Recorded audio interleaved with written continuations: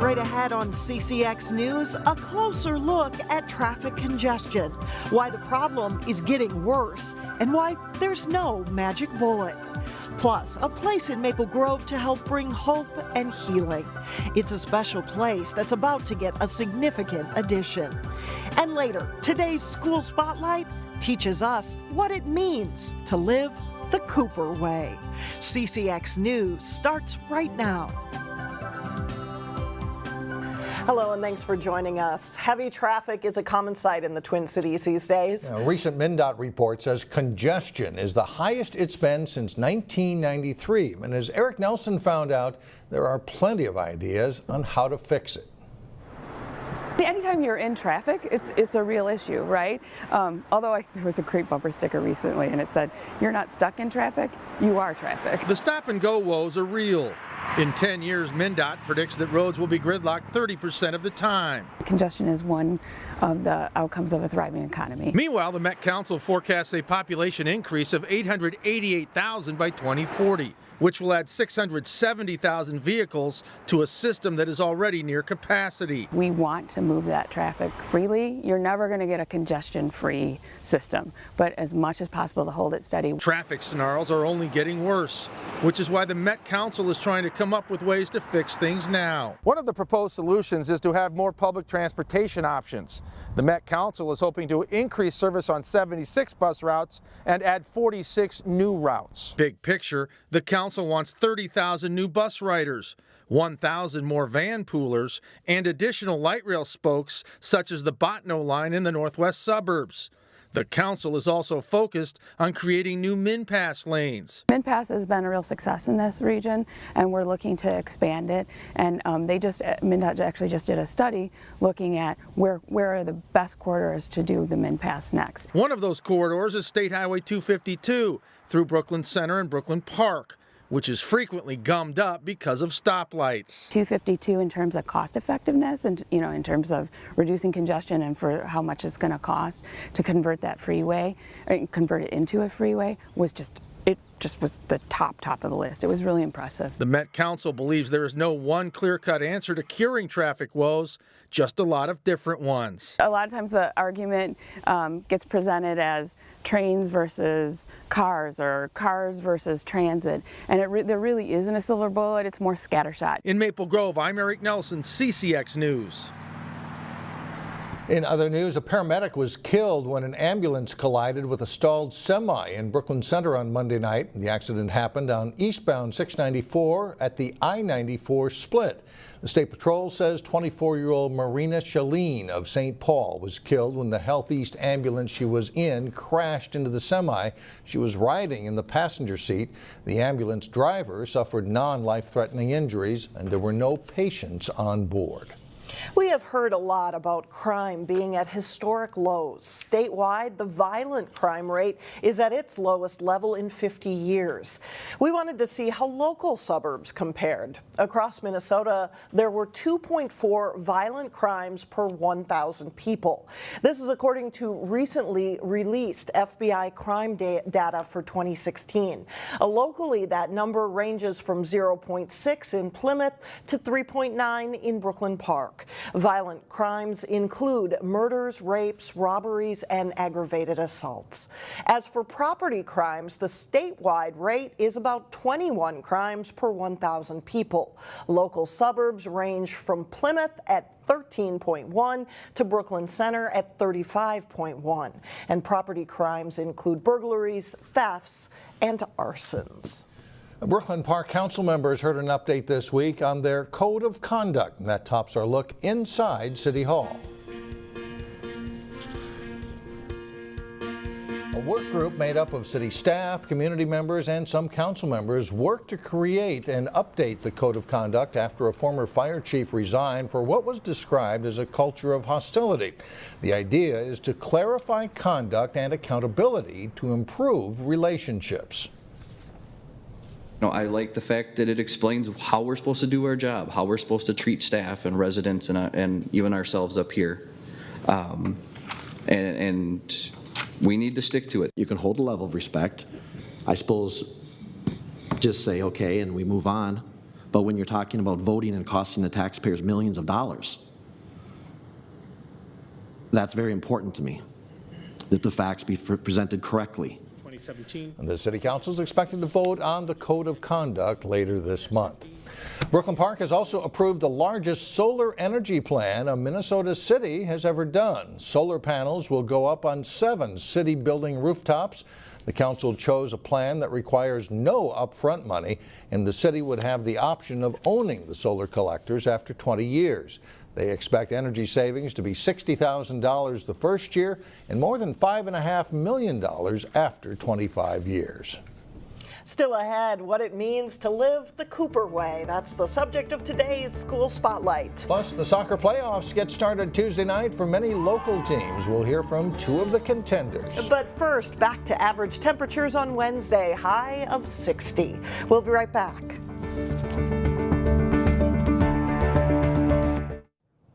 Cooper High School has been around for more than 50 years. This Robbinsdale district school is focused on creating a strong academic environment by living the Cooper way. Reporter Shannon Slatton explains what that is in today's School Spotlight.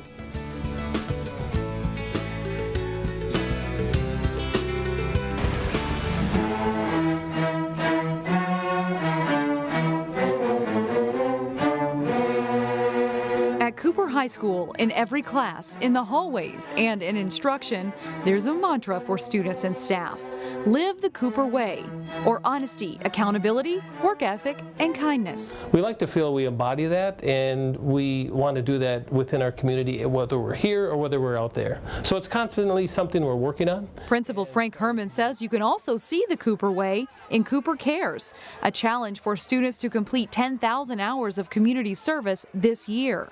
During homecoming week, students volunteered in elementary schools. And so that just rolls right into how we value our community here at Cooper. Value is also placed on trying new ways to teach a diverse group of students, like this innovative classroom, where students can work individually or as a group. People want employees that can collaborate and problem solve, and so we wanted to take that into the classroom. This is one class that is part of the rigorous International Baccalaureate, or IB program, that encourages questions and critical thinking. Overall, it really gets them ready for what I feel is the world that we're still finding out what it means. For example, we're preparing students for jobs that we don't know exist as of yet.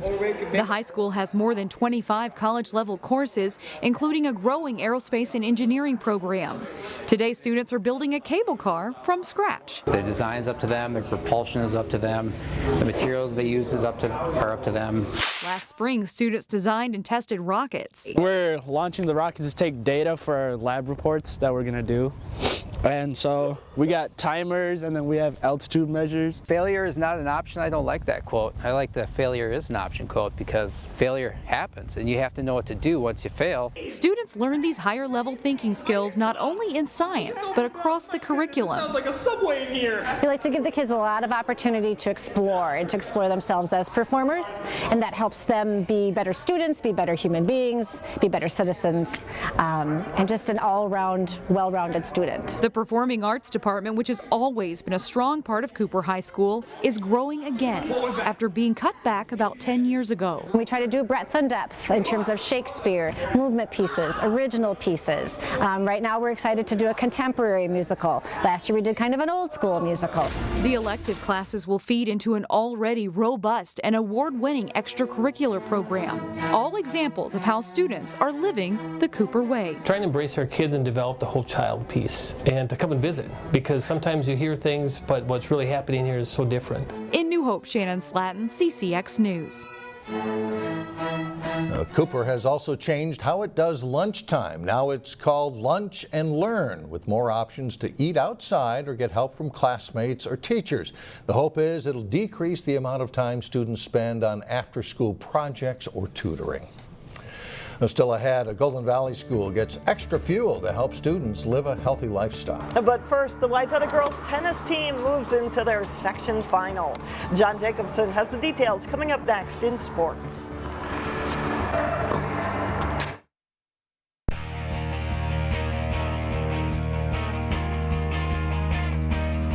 I'm John Jacobson with sports. It is section final week in girls tennis. The Wayzata girls are the #1 seed in section 5AA.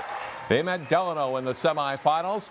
At #1 singles play at Sam Stevenson serving to Delano's Maria Molitor. Stevenson's forehand winner gives her an early lead in the match. Later on, though, Stevenson will get Molitor on the run, back and forth, and then delivers one short that Molitor can't return, and Stevenson wins her match 6-1, 6-0. At second singles, good rally here between the Trojans' Ava Marco in the near court and the Tigers' Nicole Pup. Marco with a couple of strong backhand returns before getting a forehand winner on Pup. Marco wins 6-0, 6-0. The first doubles where Delano's Alyssa Troutman is serving. Troutman and partner Brandy Slapin playing Sydney Stern and Grace Jacobson of Wayzata. Troutman with some big shots, including that backhand smash here for a winner. Tigers win this match.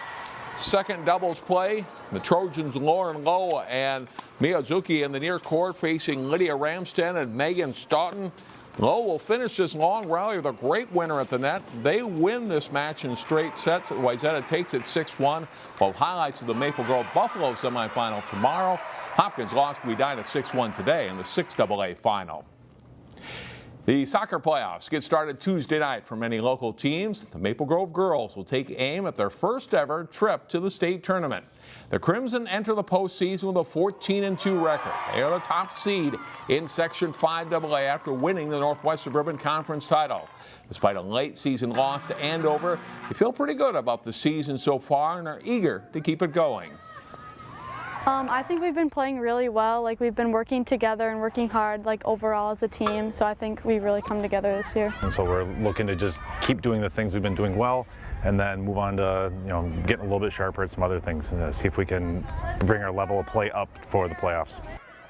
Maple Grove lost a heartbreaker in overtime to Centennial in last year's section final, and they've had some other close calls with winning a section title. A chance to be the first Crimson girls soccer team to break through and reach the state tournament is a big motivator. Yeah, definitely. State for hockey was a lot of fun, and we definitely want to get there again. And personally, I know what it feels like to get to state, and I want to have that same feeling again here. So we're working hard every day to get that same feeling again. Last year was really rough, finishing that way. I know from the videos and the pictures that we just look back at that and we see kind of what went on and how the feelings were shown, and that drives us so much. We don't want to feel that way again. We want to be the one dogpiling, cheering, having those people standing behind us cheering for us. We want that. Maple Grove hosts Park Center in the section quarterfinals Tuesday night at 7 o'clock. The semifinals are Thursday. In the Section 5AA boys tournament, Champlin Park is the #2 seed after a season that saw some peaks and valleys. Rebels are 7-5-2 overall. They had a 5-2 start, but the injury bug hit hard, leading to a mid-season swoon. Rebels won their last 2 games and, more importantly, are back to having pretty much their full lineup in place as they face an Irondale team that beat them while the Rebels were shorthanded. Oh, yeah, we had a lot of injury. Like, half of the team was JV players, so, but we're ready for them tomorrow. Overall, I think we had a pretty good season. I mean, we suffered through some injuries, but we worked through them, and now we're all back to full health. We're ready to go for sections. Last season's Section 5AA tournament was a wild one with the top 3 seeds, including Champlin Park, getting upset in the quarterfinals. With a lot of pretty evenly matched teams again, this season's tournament should be wide open. Rebels remember the feeling of that early ouster, but don't dwell on it. Cutting it to the middle. We're not worried about what happened last year. We're just worried about what we're capable of this year, and as long as we're healthy, I think we're a very capable squad. So we're not too worried about what happened last year, what's on the other side of the ball. We're more worried about what we do once we get it. The Rebels are hosting Irondale Tuesday evening. A win would put them into Thursday's semifinals. That's all for sports. Alex and Mike, back to you. All right, John, thank you. For over a decade, a popular Maple Grove Park has been a special place for people to come and reflect on loved ones lost. And now the Angel of Hope Garden is getting an expansion and makeover. Reporter Sonia Goins has more on the improvement project.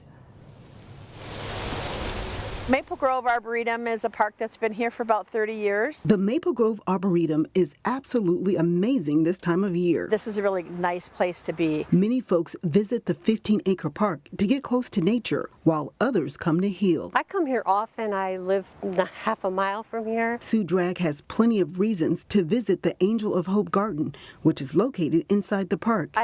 I have my son and my brother. This is where people come to remember their loved ones, mostly children who have died. Loss of a loved one is a pain that is sometimes unbearable. Bricks inscribed with heartfelt messages are dedicated in memory of deceased loved ones. Every brick has a story. Sue has 3 stories to tell. And a life. One brick to remember her son, who passed when he was just 2 days old. That's my Billy. He's my motivator, and I do this to honor him. 2 other bricks are for a sister-in-law and her brother. My brother was a soldier, and he died in Iraq. Sue is the president of the Friends of the Angel Group. They are fundraising to help the city improve the park. So this is a better quality brick, and actually you can actually read them. Last year, the Maple Grove Park Board realized they were running out of space, so they decided to renovate and expand. It's really nice to be able to have this special place in our park system. Upgrades include more seats, special lights, and perennial gardens. It also includes a water fountain. That relaxing sound of water running is going to be something that'll be an added feature to this area too. Once the improvements are done, the Angel of Hope statue will be able to spread her wings even more, bringing hope and healing. My hope is that people will feel the strength to, when they come here, that there is a tomorrow. And that their loved one is always there with them. In Maple Grove, Sonia Goins, CCX News. The renovations cost a little over $200,000. The Angel of Hope Group is trying to raise $75,000. Park renovation should be complete in November, and if you would like to dedicate a brick, contact the City of Maple Grove. We'll be right back. And finally, a Golden Valley school gets extra fuel for a healthy lifestyle thanks in part to the Minnesota Vikings and the mascot's dab.